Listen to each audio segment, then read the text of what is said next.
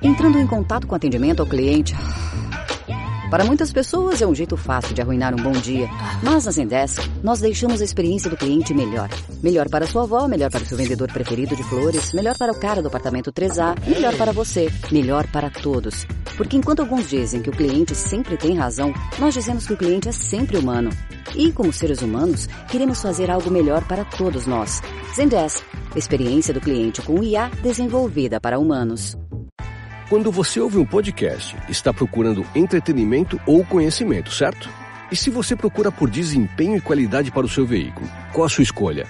Os amortecedores Motorcraft têm tecnologia Ford e oferecem uma condução suave para uma viagem tranquila e segura. Escolha a confiabilidade dos amortecedores Motorcraft, válidos para a linha K, Fiesta, EcoSport e muito mais. Quando terminar seu podcast, é só acessar a loja da Ford no Mercado Livre e experimentar a diferença.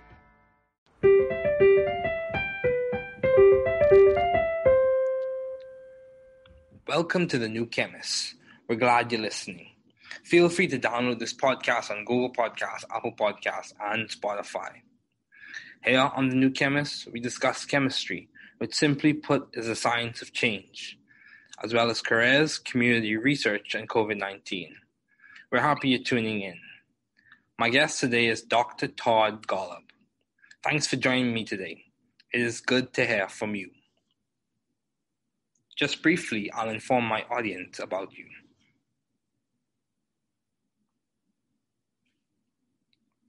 Dr. Todd Golub is a founding core member of the Broad Institute of Harvard and MIT, and serves as the Institute's Chief Scientific Officer and Director of its Cancer Program. He is also the Director of the Gerstner Center for Cancer Diagnostics at the Broad Institute. He joined the faculty at the Dana-Farber Cancer Institute at Harvard Medical School in 1997. At the same time, he served as the leader of cancer genomics at the Whitehead Institute and MIT Center for Genome Research, which evolved into the cancer program at the Broad Institute, which he has directed since 2004. Dr. Golub is currently the Charles A. Dana Investigator in Human Cancer Genetics at the Dana-Farber Cancer Institute and Professor of Pediatrics at Harvard Medical School. He is the recipient of multiple awards, including the Erasmus Hematology Award, the Richard and Hinda Rosenthal Memorial Award, and the Outstanding Achievement Award from the American Association for Cancer Research, the Paul Marks Prize for Cancer Research, the E. Med Johnson Award from the Society for Pediatric Research, and the Judson Dahlen Prize for Outstanding Achievement in Clinical Investigation from the American Philosophical Society. Dr. Golub has served in the scientific advisory boards of numerous organizations, including serving as chair of St. Jude's Children's Research Hospital and the board of scientific advisors of the National Cancer Institute. Please welcome Dr. Todd Golub.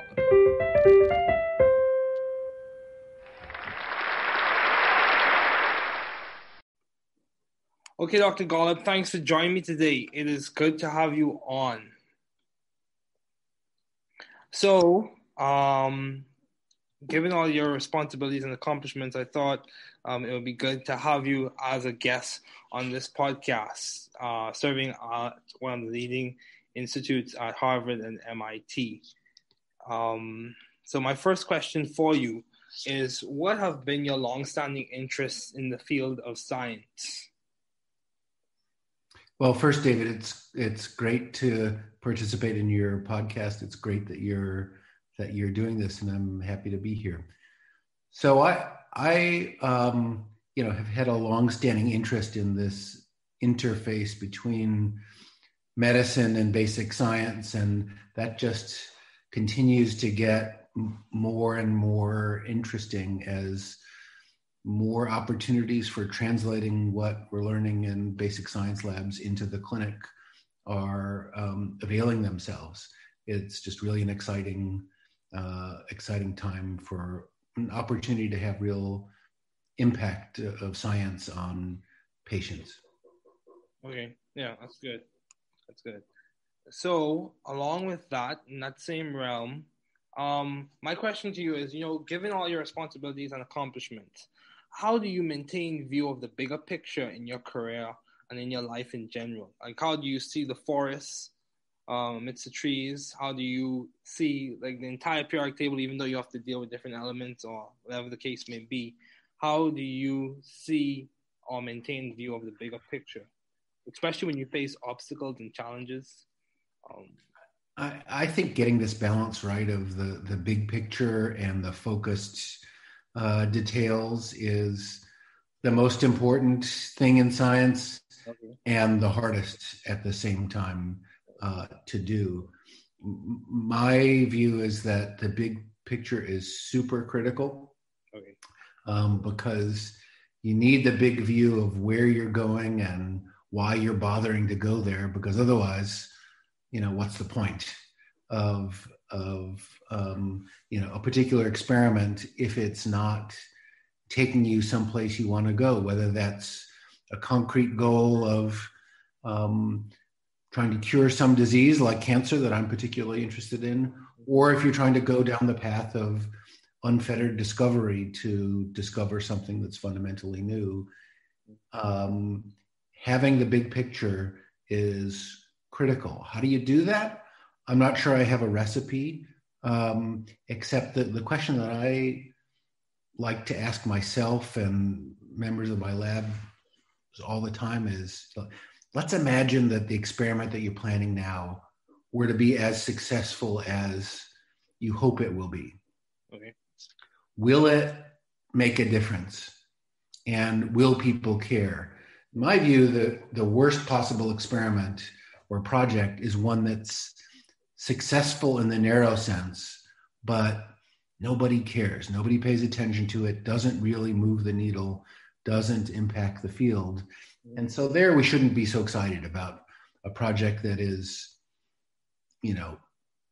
successful in some way, but doesn't really advance the field. I'd rather strike out and not be successful on a really important project that has the potential to matter than do something that just doesn't make any difference. So I think trying to keep that eye on the ball on the big problem you're trying to solve and not be too distracted or demoralized when the shorter term obstacles pop up, as they always do. Yeah. The goal isn't to solve the short term obstacles and problems. The goal is to solve some bigger picture question and persevere through the roadblocks that get in your way. Yeah, I completely agree. Perseverance is very important, especially in this time where a lot of people are facing different challenges, even in the academic sense, with classes being in a different format from what they're used to, or in the economic sense with lots of jobs. So, along the same lines, how have you been adaptive and or creative in the field of science? You work at one of the most prestigious schools. How have you been adaptive or creative? What project that you are currently working on or have worked on, what project would you say has been like the hallmark of your creativity, if you had to label one as such? Yeah. Well, I'm so glad you asked this question about creativity, because I think creativity is just at the heart of pretty much all great science, any aspect of science. And I think that concept of creativity comes as a surprise to many. I think many non-scientists think about science as, you must be really brilliant and or have kind of encyclopedic knowledge of scientific facts. And that's what they think science is, being a master of the universe of, scientific details. And I suppose that stuff doesn't hurt, but it's certainly not enough. And so I think of what's most important in science is what you said, and that's creative thinking about a new approach to an old problem. For example, really trying to think in novel, out-of-the-box kind of ways. That's just super critical. And I think, I maybe have an extreme view of this, but I think that scientists should be surrounding themselves with other creative people, non-scientists, artists, for example. So, with that in mind, I helped start an artist in residence program at the Broad Institute, where we bring in every year one or two artists who are creative in their way. They're trying to look at the world through a new lens in their way and in their own language. And so we bring them in and have them hang out at the Broad Institute and talk to scientists with the hope that sort of creative thinking very indirectly will have a benefit on the creative thinking of scientists at the Broad. Okay, wow, that's commendable. So my question to you is along the same lines. So it's quite clear that you have been successful in terms of in the additive process when it comes to research and projects in your lab. So how do you go about coming up with ideas for research? Do you reference old literature and review the previous literature and get insight from the past, or is it just you get a spark of insight or innovation? How do you go about coming up with new ideas for you to do research on, you in your lab? So that's an interesting question, and I don't have a process for it. Okay. And I would say that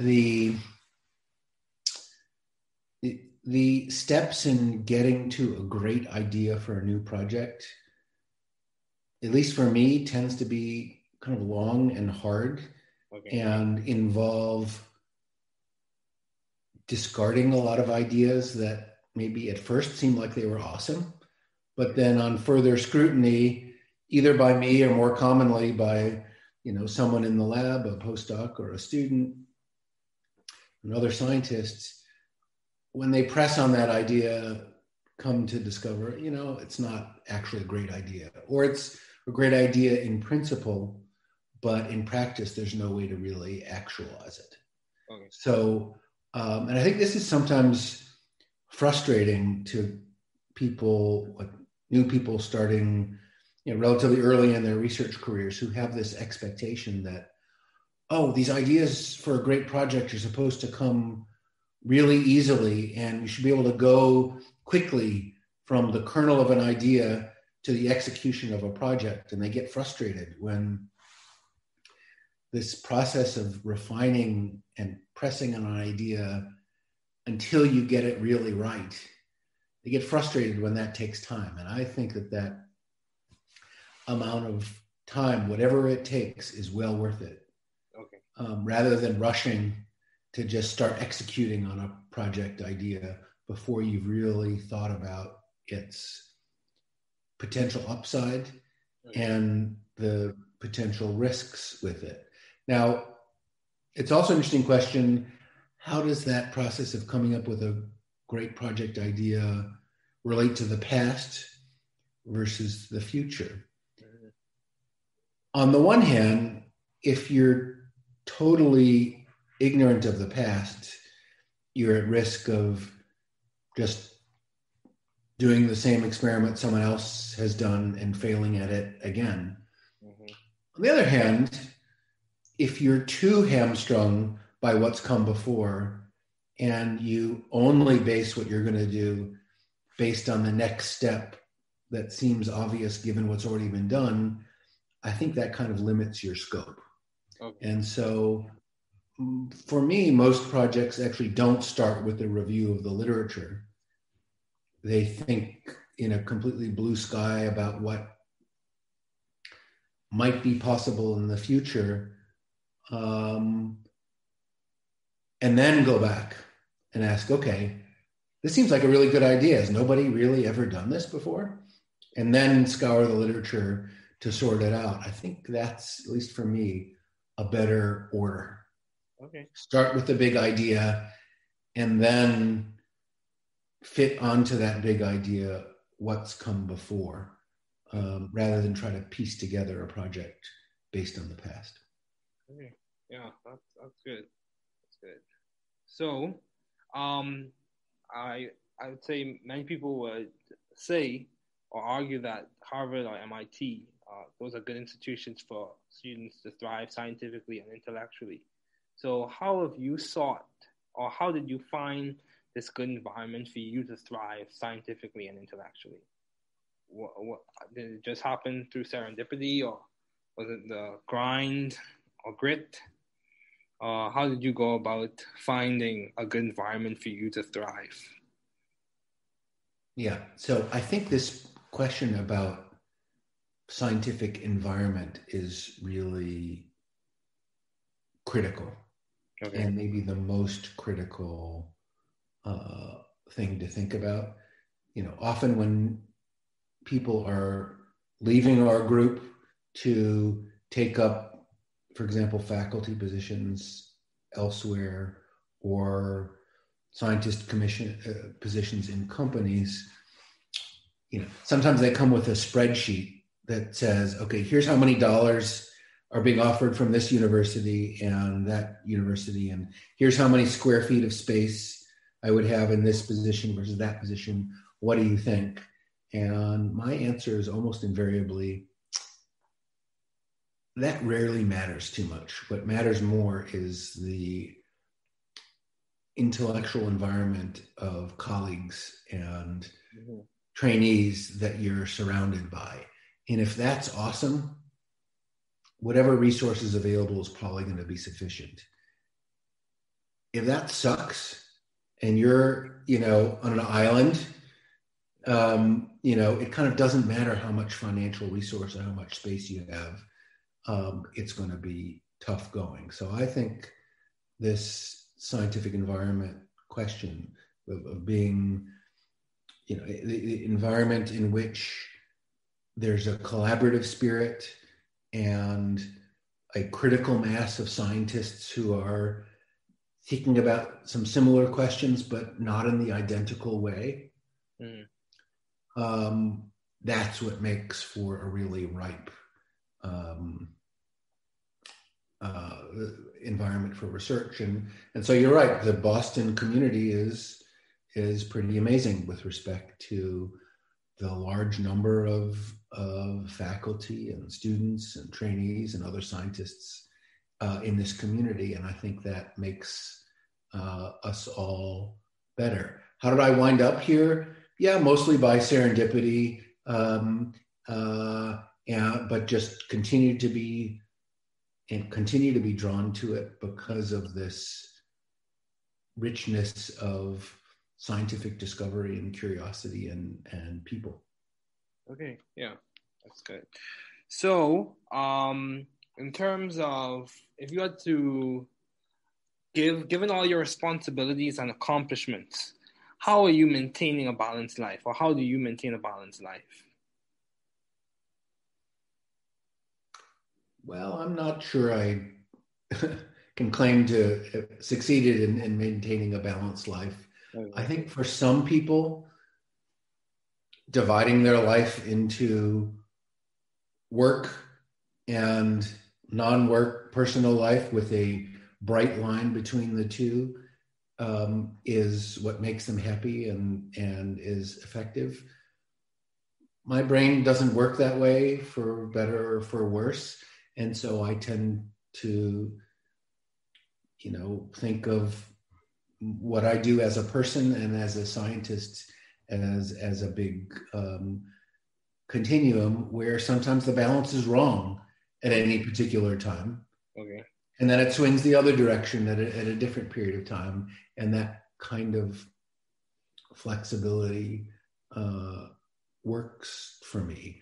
I think, one of the skills in developing as a PI that often doesn't come naturally, didn't come naturally to me, but now I've gotten better at it, is how to say no to things.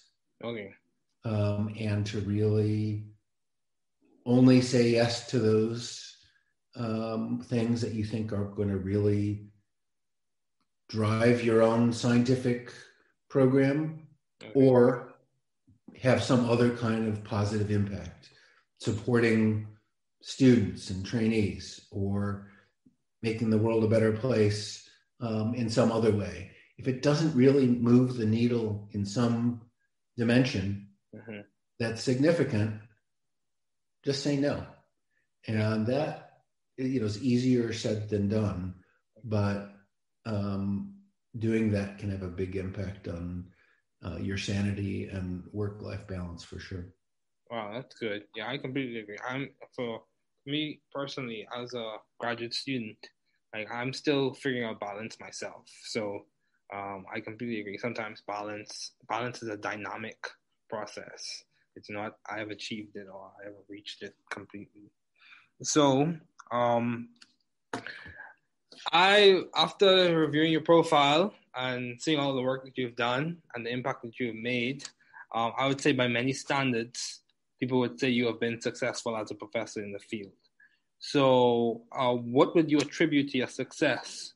What has been the guiding factor or the impetus on which you have been so successful as a professor? Yeah, I'm not sure, but I would say that for me, the key to success is keeping focused on trying to make progress on a really big and important set of problems and being open to taking that on with colleagues together to solve a really important problem rather than focusing on what am I going to do myself as a professor or as a lab head.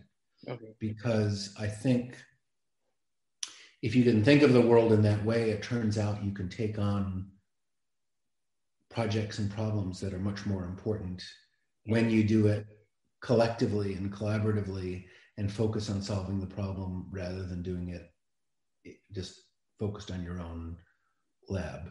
And that's been, I think, useful for me to keep that in mind.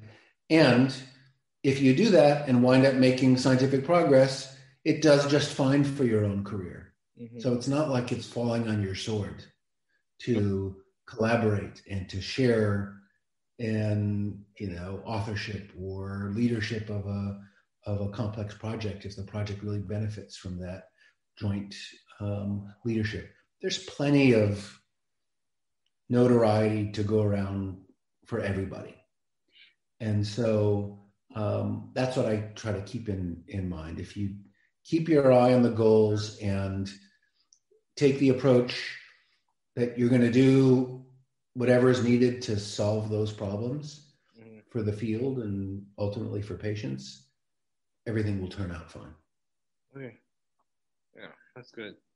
So, at the Broad Institute, I noticed there's a lot of collaboration. You mentioned how you even have collaborations from people who may not work directly in the field of science, as you mentioned with the artists in residence.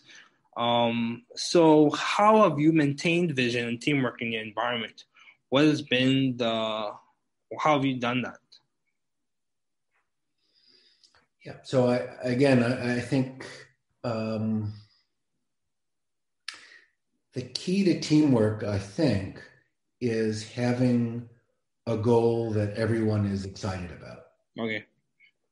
Feels like there's common cause. Yeah, that's a really important problem that I couldn't solve by myself, but I could be part of solving it together with others. And so, if the problem you're trying to solve isn't very important, why put up with the complications of some kind of complex, collaborative, team-based approach to science? Much simpler to do things just in your own group.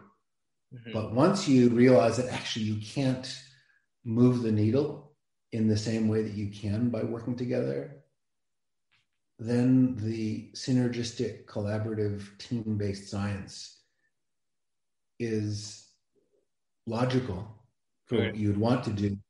And you're happy to put up with the occasional complexities of, sometimes decision-making is less straightforward when you have multiple leaders working together to solve a problem than it is if you just have an individual leader. Oh, well, that's part of the cost of taking on a project which, if successful, will really change the world. And that's a trade-off I'm more than willing to take. But that's why, again, getting back to where we started, it's super critical to make sure you're working on the right problems. Mm-hmm. Because if you're going to try to organize all this complex interaction and collaboration, but for a project and a goal that doesn't really matter, who needs it? Yeah, that's true. And similarly, I think, some people have what I think is a bit of a fantasy that if you simply put people from different disciplines together mm-hmm. in the same building, for example, or on the same floor, or, around a coffee machine, that somehow a beautifully synergistic, multidisciplinary discovery will come out of it. Mm-hmm. I don't think that happens very often. Rather, I think the way it works is that if you have a group of people that are aligned in their desire to solve a problem and share the view that we should bring whatever discipline and expertise and approach is needed to solve the problem, then you're well positioned to make multidisciplinary discoveries, because you're trying to solve the same problem. You're all rowing together. Okay. So, taking a shift or switching gears, why did you choose medicine as a field to do your doctoral studies in? Why did you choose to go to med school? So, like many people, coming out of college, I was torn between, should I go to graduate school? Should I go to medical school? Should I do MD, PhD? And, I was tortured by that distinction, as many are. In the end, I decided to go to medical school, trying to pack in as much laboratory research as I could as a medical student. Because I decided that in the end, I was really intrigued by medical problems. I was motivated by wanting to help patients. And I like the idea of the science inside medical challenges, and that to really do that well required really understanding the nature of the problem.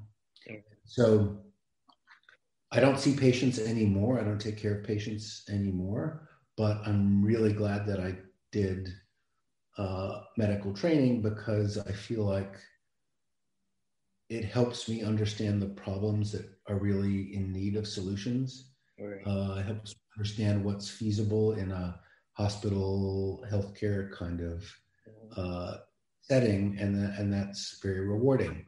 Because I didn't do a PhD, there are some fundamental gaps in my fund of knowledge that you could say, well, that's a handicap, and it probably is in some ways. On the other hand,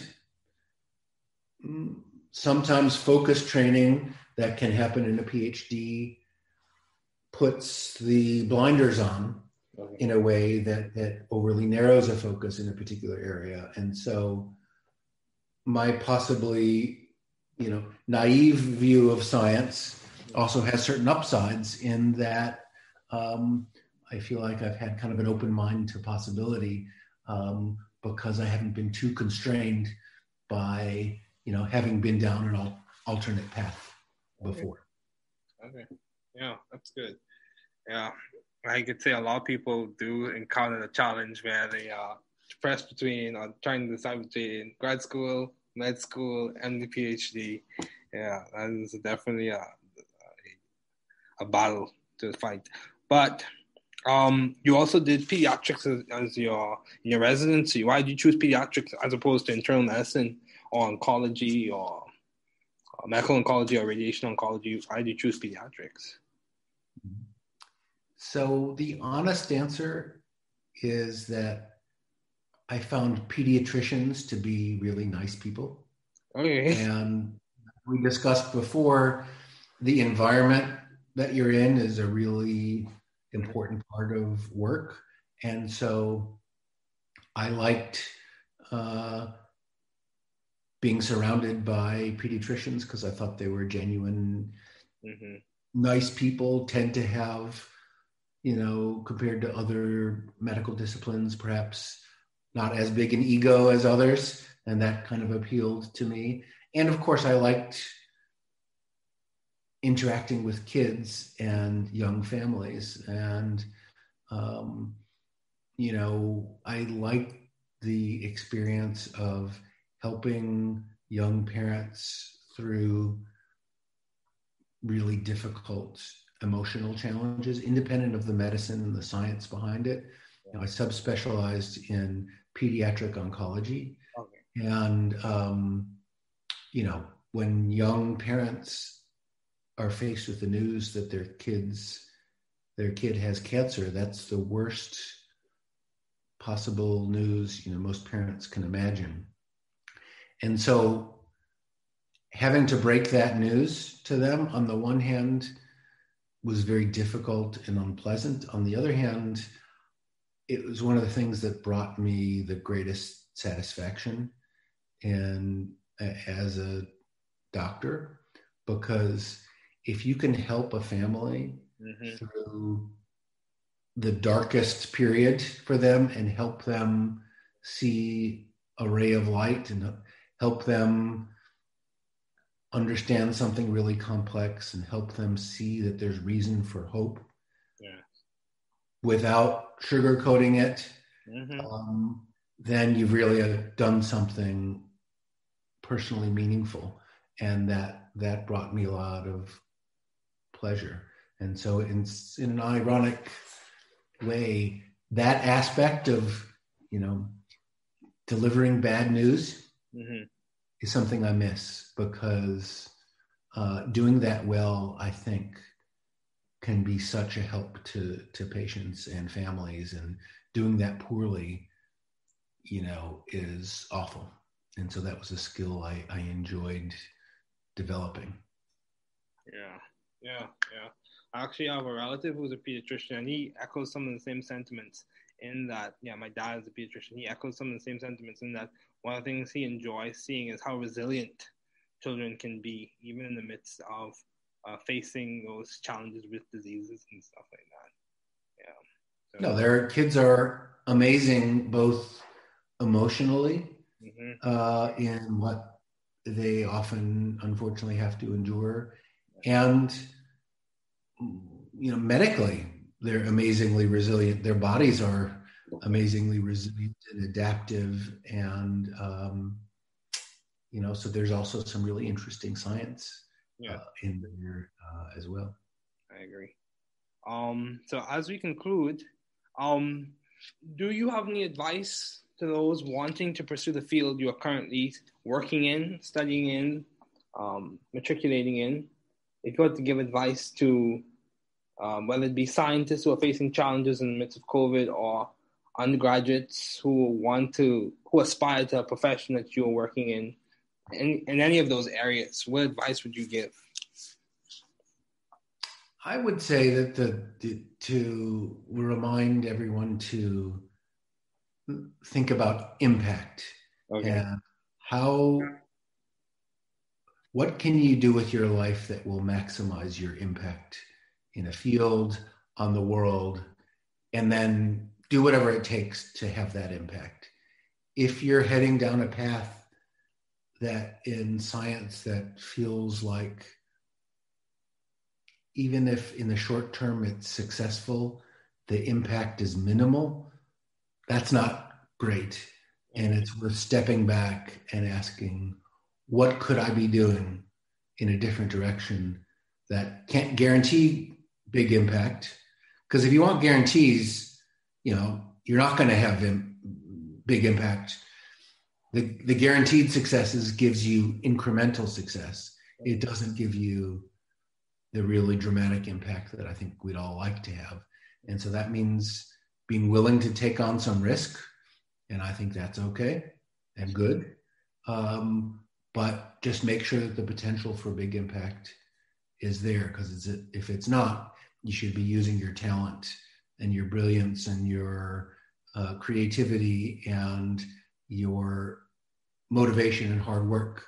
You should be putting all those skills to work on something more important. I agree. So, Dr. Golub, thank you so much for joining me today. It was good to have you on.